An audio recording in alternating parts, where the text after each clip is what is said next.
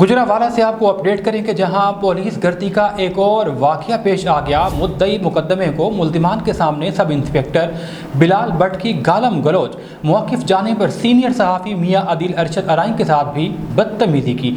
Senior सहाफ़ी मियां आदिल अरशद अराइन को satellite town police station में सब इंस्पेक्टर बिलाल भट्ट की जानिब से धक्के देते हुए मुकदमात में फंसाने की धमकियाँ दी गईं। सब इंस्पेक्टर बिलाल भट्ट ने इख्तियारात का नाजायज़ इस्तेमाल करते हुए मुद्दई और उसके बहनोई और बूढ़े बाप को मुल्जिमान के सामने खड़ा करके संगीन नताइज की धमकियां दी और शदीद गालम गलौज करने के बाद हवालात में बंद कर दिया। झूठा, मनगढ़ंत और बेबुनियाद मुकदमा थाना सेटेलाइट टाउन में दर्ज कर दिया। फुटेज में साफ देखा जा सकता है कि जिस खातून की मुद्दत में FIR दर्ज की गई वो किस तरह मर्दों के साथ दस्तों गिरेबां है।